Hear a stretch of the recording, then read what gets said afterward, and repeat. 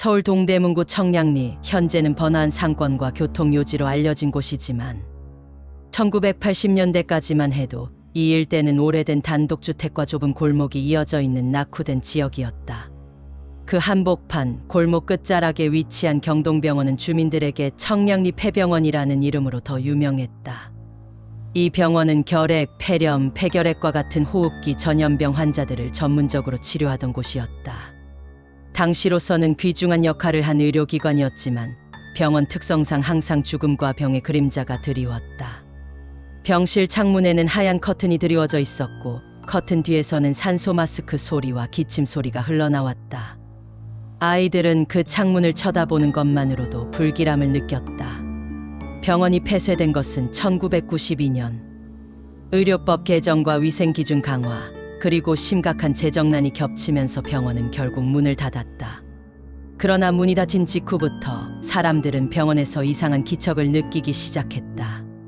밤이 되면 철문 너머에서 철제 침대 바퀴가 끌리는 소리, 규칙적인 수액방울 떨어지는 소리, 그리고 누군가 심하게 기침하는 소리가 들렸다. 몇몇 주민은 창문 틈에서 누군가 서 있는 실루엣을 봤다고 했지만 그 건물은 이미 모든 출입구가 용접으로 봉쇄된 상태였다. 첫 번째 이상한 실종 사건. 1994년 가을, 병원 바로 옆 골목에 살던 60대 여성 김모 씨가 집에서 사라졌다. 치매를 앓던 그녀는 평소에도 집을 나섰다가 동네 어귀에서 발견되곤 했지만 그날은 돌아오지 않았다. 가족과 이웃들이 일대를 수색했지만 흔적이 없었다. 사흘 뒤 김 씨는 병원 후면 철제 펜스 안쪽에서 발견됐다. 그녀는 바닥에 주저앉아 있었고 입에는 거즈 조각이 물려 있었으며 손목에는 오래된 의료용 밴드 자국이 있었다.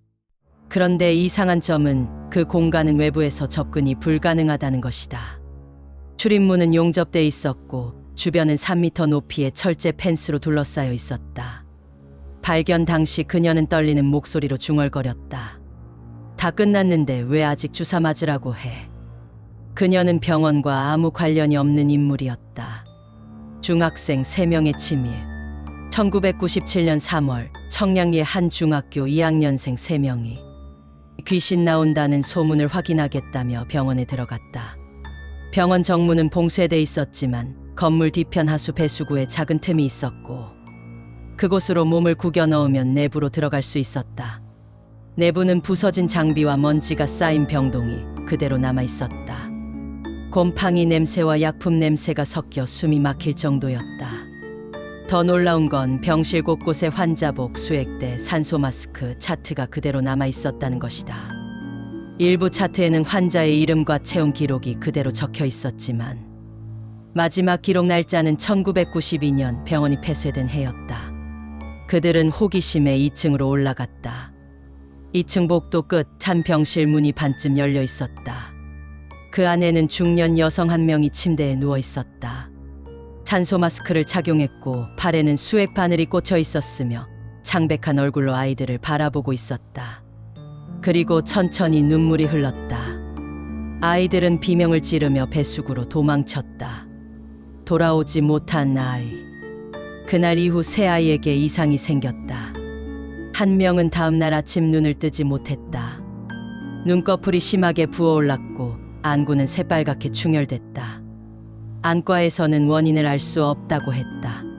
다른 한 명은 고열과 기침 증세로 병원에 입원했는데 검사 결과 폐에 물이 찬 상태였으며 결핵 반응은 음성도 양성도 아닌 불확정 판정을 받았다.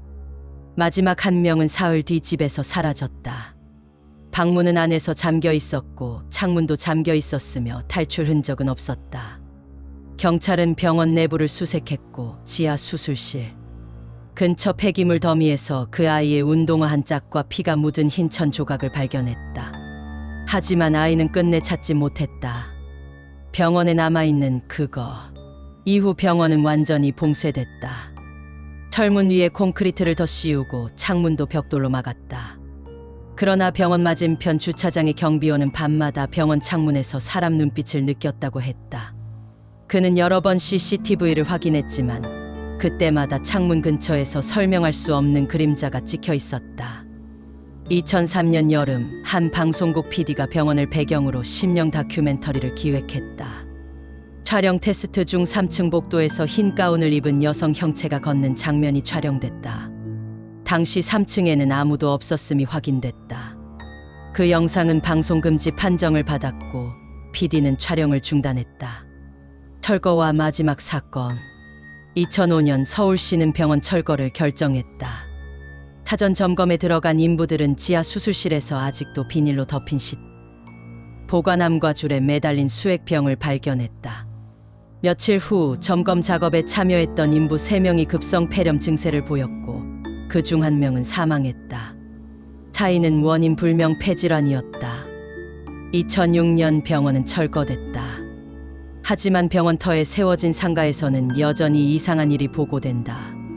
밤마다 빈 복도에서 발자국 소리, 엘리베이터의 이유 없는 정지, 감지 센서가 반응하는 빈 공간이 목격되고 있다. 그리고 병원에 들어갔다가 돌아오지 못한 그 아이의 사진은 지금도 실종아동 데이터베이스에 남아있다. 언제 돌아온다는 기약도 없이 그렇게 잊혀져 갔다.